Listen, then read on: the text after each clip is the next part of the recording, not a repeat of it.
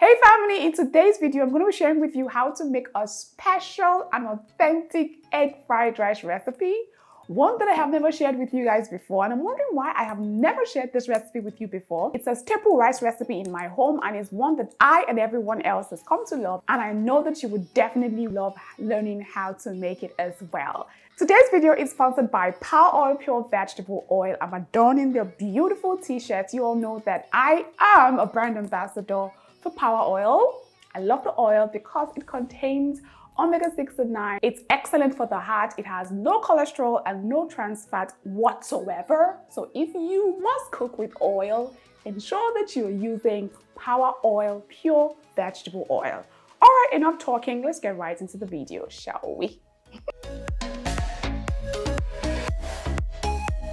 For this recipe, you'll be needing some Power Oil Pure Vegetable Oil, some cooked rice, some chopped bell peppers, chopped pork meats, eggs. I'm also using some chopped carrots, spring onions, soy sauce, chopped onions, chopped scotch bonnet peppers, seasoning powder, and some garlic paste.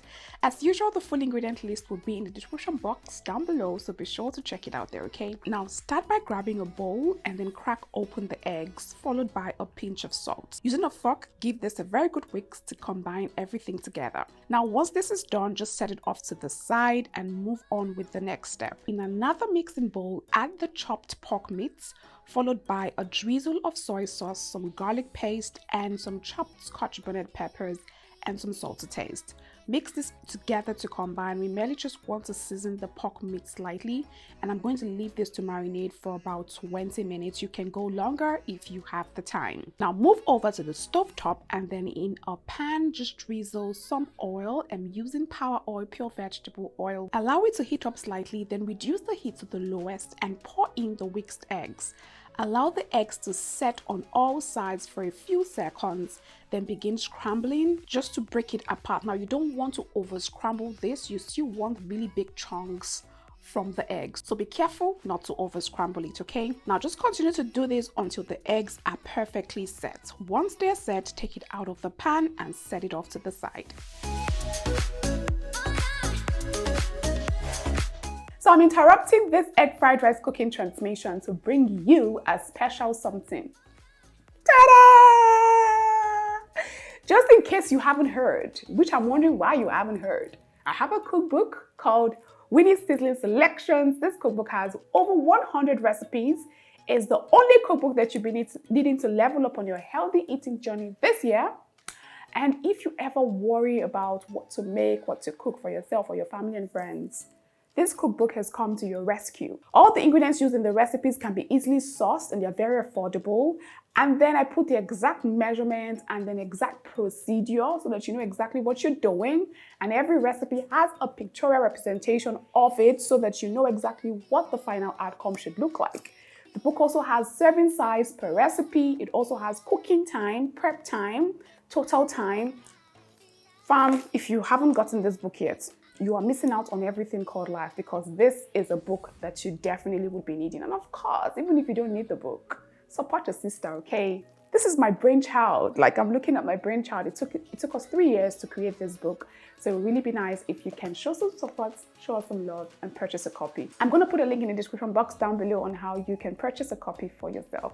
And it's also the perfect gift to give your family members and your friends, especially those who love to cook and who are looking to maintain a healthy lifestyle this year. All right, let's get back into the cooking action, shall we? Now in the same pan, drizzle a little more oil and then allow it to heat up slightly.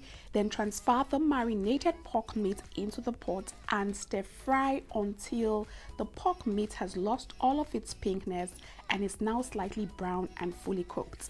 Now I'm using boneless pork meat, and this one doesn't take time to cook at all. It has the same cooking time as chicken breast, and with the way that I've diced it up into tiny bite-sized pieces, it should take just about 4 to 5 minutes to cook it through. So continue to stir fry until it is nice and brown. Now when the pork meat is fully brown, add the chopped onions into the pot along with some chopped fresh peppers and some garlic paste as well. Mix everything together to combine and then continue to just stir fry for another 1 minute or until it is nice and fragrant. Afterwards, the carrots goes in next. Now I'm adding the carrots first because I want it to cook a little bit to remove a little bit of its crunch. So I'm just going to be stirring this together for another 1 minute. I'm also adding some corn at this point because I'm using fresh soft corn, which requires some time to cook as well. If you're using the sweet corn that comes in the can, you can add it at the end when you're adding the other vegetables. So just mix everything together and just stir fry for a minute. Now it's time for the cooked rice to make an entrance into the pot. I'm using some Nigerian rice. You can use whatever rice that you have. Just ensure that you do not overcook it. It's perfectly cooked, but it's not overly soft. It still has a little bit of bite to it. Afterwards, I'm also going to season with some soy sauce. In here, I added some light soy sauce and dark soy sauce and a little bit of oyster sauce as well. And then I'm also seasoning with some chicken seasoning powder and some salt to taste. Now mix everything together to combine. Oof, look at that, guys. This looks amazing already and it smells divine. Now after mixing, I'm going to add the fried eggs. It's literally going to take the meal up a notch. And guess what? I'm also adding some fried plantains to this recipe because, trust me, it elevates this dish and takes it to a whole new level. And finally, I'm adding the chopped bell peppers as well. Mix everything together to combine. Allow this to just steam up for like a minute or two. Then add the spring onions for that extra pop of color and a little tiny bit of oniony flavor. Mix again one final time. Oof! This looks divine, this smells amazing, and I'm sure it's going to taste great as well. After mixing, just take it off the heat and serve on a plate and enjoy.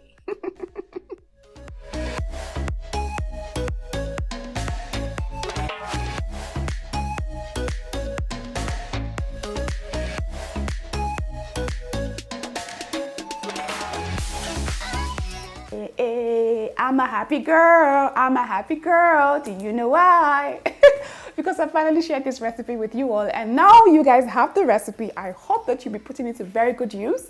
And if you'll be making this recipe, please do not forget to share a picture. Just upload it to your stories and tag us at Zeelicious Food so that we can see your recreation. It always makes me so freaking happy whenever I see that you guys tried out a recipe that I share with you all. Alrighty, and don't forget to share this video with your family and friends as well so that they too can learn to make something new as well.